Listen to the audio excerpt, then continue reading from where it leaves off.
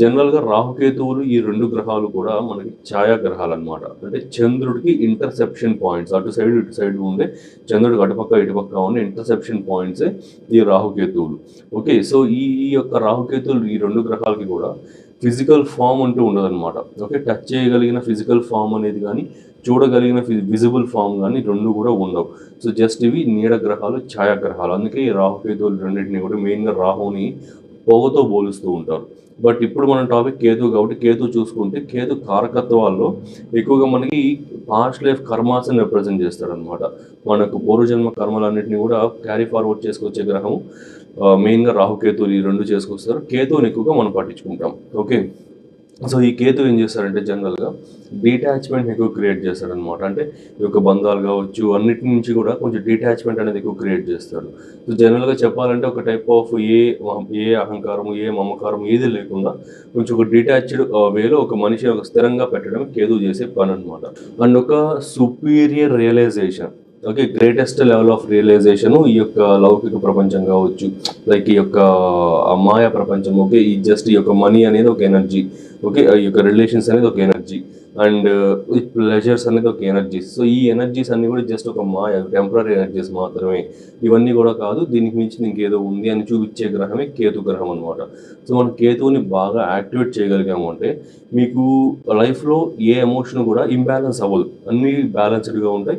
అన్నీ చాలా greatest like ఫ్లోలో వెళ్తూ ఉంటాయి అనమాట. స్మూత్ ఫ్లోలో వెళ్తూ ఉంటాయి. సో, కేతువుని కరెక్ట్గా బ్యాలెన్స్ చేసుకుంటే ఎవరి మీద ఎక్కువ కోపం రాదు, ఎవరి మీద ఎక్కువ లవ్ రాదు, ఎవరి మీద ఒక టైప్ ఆఫ్ థాట్ రాదు, ఏ ప్లెజర్ఫుల్ థాట్ రాదు, అసలు ఏమీ ఉండదు అనమాట కేతువుకి సంబంధించి.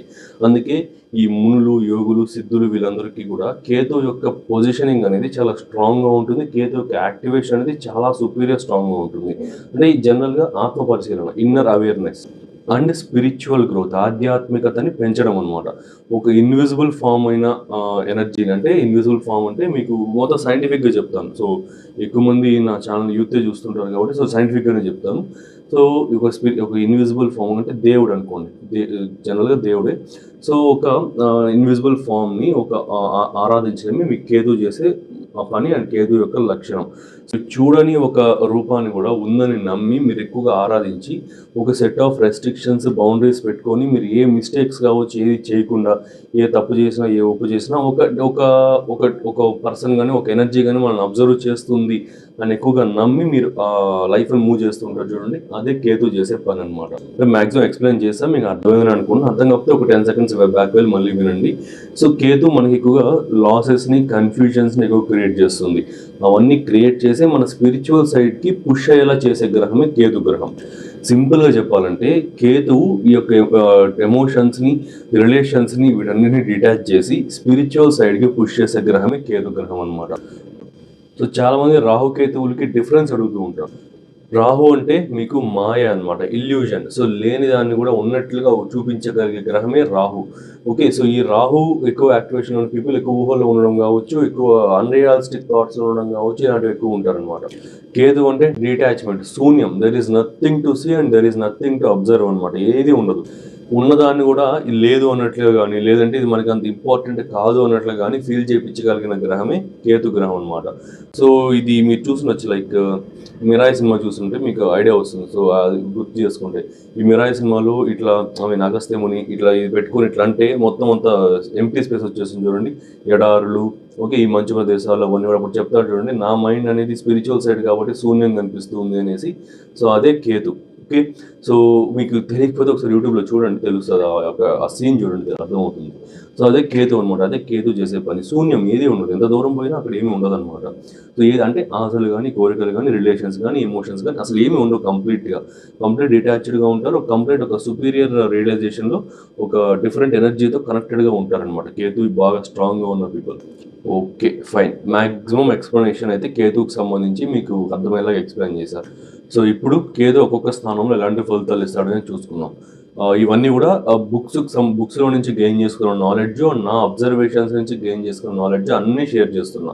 ఓకే. సో, ఇంకా అంటే చాలామంది వీడియోలో కొంచెం స్లోగా చెప్పండి అంటూ ఉంటారు. బట్ నా బాధ ఏంటంటే, నేను వీడియోలో ఉన్నప్పుడు వీలైనంత నాలెడ్జ్‌ని మీకు పంచేసేయాలనే ఉద్దేశం నాకు ఉంటుందనమాట ఎక్కువగా. సో, అది ఎట్లా చేయగలుగుతాను, ఫాస్ట్‌గా చెప్పగలిగితేనే మీకు వీలైనంత నాలెడ్జ్ ఇవ్వగలుగుతా. అందుకే కొంచెం ఫాస్ట్‌గా చెప్తా. బట్ అది అందరికీ కొంచెం డిస్కంఫర్ట్ ఉందన్నారు. సో, ఫైన్ పర్లేదు. కొంచెం స్లో చేసే చెప్తాను. అన్నీ కూడా ఎక్స్‌ప్లెయిన్ చేస్తా. క్లియర్‌గా వినండి. ఇంకా ఫిఫ్త్ హౌస్ అంటే ఏంటి ఇక్కడ మనకి house of creativity and intelligence and philosophy. అంటే ఈ ఫిఫ్త్ హౌస్‌లో కేతు ఉన్న పీపుల్‌కి ఈ యొక్క ఎక్కువగా ఫిలాసఫీ చెప్పడం కావచ్చు, హయ్యర్ నాలెడ్జ్ పైన ఇంట్రెస్ట్ అనేది ఎక్కువగా ఉండడం గానీ, ఓకే. ఇంటెలిజెన్స్ అనేది బాగా ఒక మంచి ఫ్లో అండ్ స్మూత్‌గా అలైన్ అవ్వడం గానీ, ఇలాంటివన్నీ కూడా ఎక్కువగా ఉంటాయన్నమాట. వాళ్ళ యొక్క క్రియేటివిటీ కూడా కొంచెం డిఫరెంట్‌గా ఉంటుంది. సో, అంటే లైక్ కైండ్ ఆఫ్ ఇక్కడ ఎట్లా చెప్పాలంటే అందరికీ నచ్చే విషయాలన్నీ కూడా అంత ఎక్కువగా వీళ్ళకి నచ్చకపోవడం. దాంట్లో ఏముంది నచ్చడానికి? సింపులే కదా! కామనే కదా! ఇదంతా. ఇట్లాంటి ఒక ఫీలింగ్ ఎక్కువగా ఉండడం గానీ, ఓకే. అండ్ వీరికి డిఫరెంట్‌గా ఇంట్రెస్ట్ అనేది ఉండడం, డిఫరెంట్‌గా ఇంటెలిజెన్స్ అనేది ఉండడం, డిఫరెంట్‌గా అన్నీ నచ్చడం అనేది ఎక్కువగా ఉంటుంది. ఫిలాసఫికల్ మైండ్ గూడా ఉంటుంది. మంచి సజెషన్స్ గూడా ఇవ్వగలుగుతారనమాట. ఎందుకంటే పంచమ స్థానం అంటే సప్తమ స్థానానికి లాభస్థానం. సో, సప్తమ స్థానం అంటే అపోజిట్ పర్సన్. మన కంటికి ఎదురుగుండా ఉన్నవన్నీ కూడా సప్తమ స్థానం. సో, సప్తమం నుంచే లాభం అంటే మళ్ళీ పంచమం వస్తుంది. అక్కడ కేతువు ఉన్నాడంటే పాస్ట్ లైఫ్ కర్మస్ అనేది, పాస్ట్ లైఫ్ ఎక్స్‌పీరియన్స్ అనేది మీకు ఆల్రెడీ ఉన్నాయి. సో, బెస్ట్ సజెషన్ అనేది ఆబ్వియస్‌గా ఇస్తారు. సో, అది ఖచ్చితంగా అవతల వాళ్ళకి ఉపయోగపడుతుందనమాట. సో, అవతల వాళ్ళకి మంచి సజెషన్స్ ఇవ్వగలుగుతారు గానీ, సెల్ఫ్‌గా ఏదైనా డెసిషన్ తీసుకోవాలి అంటే కొంచెం ఇబ్బంది పడతారనమాట. ఓకే. ఇలా ఉంటుంది. ఒక టిప్ ఏంటంటే ఫిఫ్త్ హౌస్‌లో కేతు ఉన్న వాళ్ళకి మానసిక ప్రశాంతత అనేది లేకుండా బాధపడుతూ ఉంటే, భక్తి, ధ్యానం వల్ల ఎక్కువగా మానసిక ప్రశాంతత వస్తుందనమాట. ఏదైనా సరే కేతువుని సెట్ చేయాలంటే ఫస్ట్ ఏ హౌస్‌లోనో ఉండనివ్వండి. ధ్యానము, భక్తి, స్పిరిచువాలిటీ అండ్ మెడిటేషన్, యోగా ఇలాంటివి అంటే ఈ kind of spiritual terms and ఫార్మ్స్‌లోకి వచ్చే వాటితో ఎక్కువగా మనం ఇంటరాక్ట్ అయినప్పుడు మీకు ఆ ఇన్నర్ పీస్ అండ్ మానసిక ప్రశాంతత అనేది ఎక్కువగా వస్తుందనమాట. నెక్స్ట్ ఇంక ఎమోషనల్ డిటాచ్‌మెంట్ కూడా ఎక్కువగా ఉంటుంది. ఫ్యామిలీ అండ్ రొమాన్స్ నుంచి కూడా ఎక్కువ డిటాచ్డ్‌గా ఉంటారు కాస్త. ఈ ఫిఫ్త్ హౌస్ అంటే ఏంటి ఇక్కడ ఎంటర్‌టైన్‌మెంట్ అండ్ ప్లెజర్స్. ఓకే.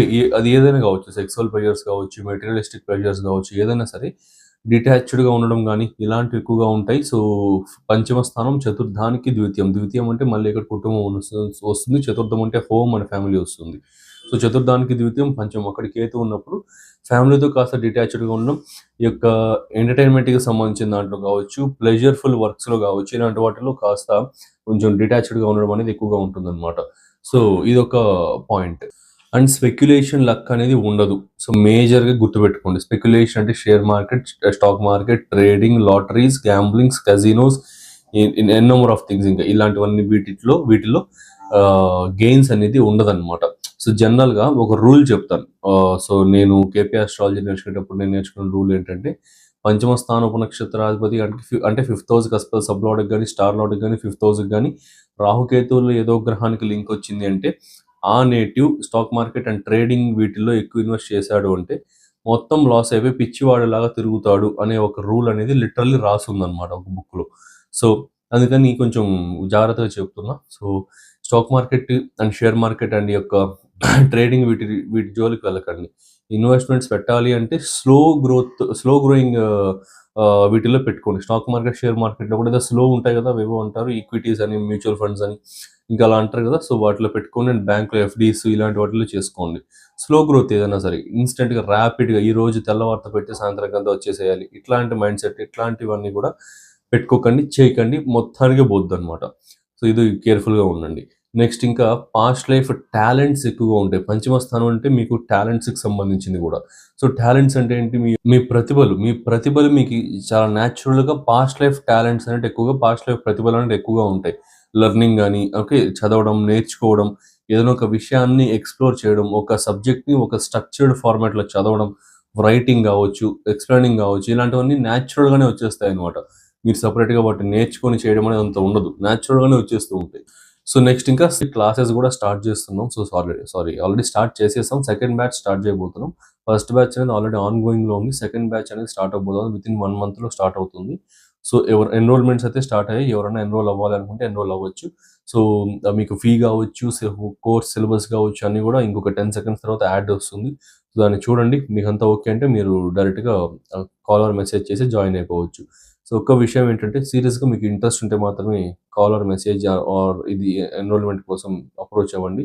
ఎందువల్లంటే time pass calls, time passers అనేవాళ్ళు ఎక్కువ అవుతున్నారనమాట. అందువల్ల ఇలాంటి మాట చెప్పాల్సి వస్తుంది. సో సీరియస్గా గైడెన్స్ కావాలన్న వారికి కొంచెం డిలే అవుతుంది ఇలాంటి వాళ్ళు రావడం వల్ల. సో అందువల్ల ఈ పాయింట్ చెప్పాల్సి వస్తుంది. ఒక రిక్వెస్ట్ లాగా తీసుకోండి. సో అన్నీ చూడండి, మీకంతా ఓకే, మీకంతా నిజంగా ఇంట్రెస్ట్ ఉందనుకుంటే మీరు కాంటాక్ట్ అవ్వండి, ఎన్రోల్ అవ్వచ్చు. సో 1 monthలో స్టార్ట్ అవబోతుంది KP astrology classes and course అనేది. సో ఈ కోర్సులో ఏంటంటే మీరు ఇది నేర్చుకున్న తర్వాత ఖచ్చితంగా ఒక మంచి ప్రొడిక్షన్ లెవెల్ ఆఫ్ ఆస్ట్రాలజర్ అయితే ఖచ్చితంగా అవుతారనమాట. So thanks for watching, have a nice day. So మీరు కూడా ఇలాంటి యాక్యురేట్ ప్రిడిక్షన్స్ ఇవ్వాలి అండ్ ట్రూ ఆస్ట్రాలజీ నేర్చుకోవాలనుకుంటున్నారా? Without any bluff and unnecessary theories ఏమీ లేకుండా only core concepts plus predictive techniques and great astrological నాలెడ్జ్ని గెయిన్ చేసుకోవాలనుకుంటే హియర్ ఇస్ ద ఛాన్స్. మన విశ్వద ఆస్ట్రాలజీ నుండి నేను ఒక అద్భుతమైన కోర్స్ అయితే లాంచ్ చేశాను. ఇది completely live plus practical plus beginner friendly. ఆస్ట్రాలజీలో ఏమి రాని వారు కూడా ఈ కోర్స్ జాయిన్ అయ్యి మాస్టర్ అవ్వచ్చు అనమాట. ఆస్ట్రాలజీలో మాస్టర్ అయితే అవ్వచ్చు. దీంట్లో నేను నా years of experience and research and నాలెడ్జ్ని ఒక స్ట్రక్చర్డ్ వేలో ఒక మంచి కోర్స్ లాగా డిజైన్ చేశాను. ఇది ఒక integrated and fast track course with 1.5 months duration and 22 to 24 live sessions with weekend classes అనమాట. మొత్తం కోర్స్ అంతా కూడా తెలుగు ప్లస్ ఇంగ్లీష్ రెండింటిలోనూ అవైలబుల్లో ఉంటుంది.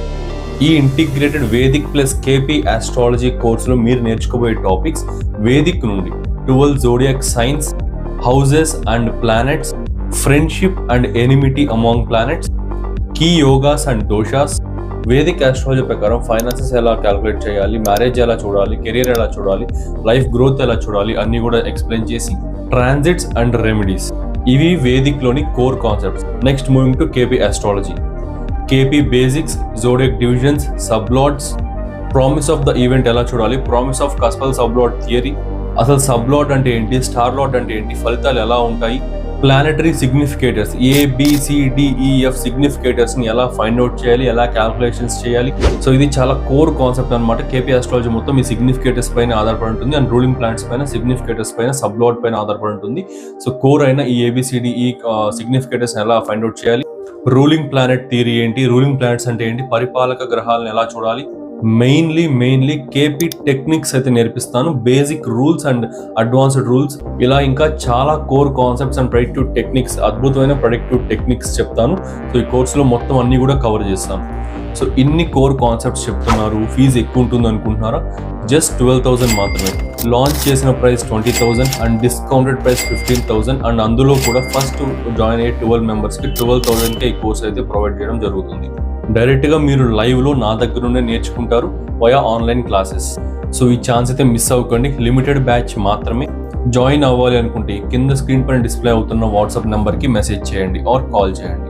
See you in live sessions.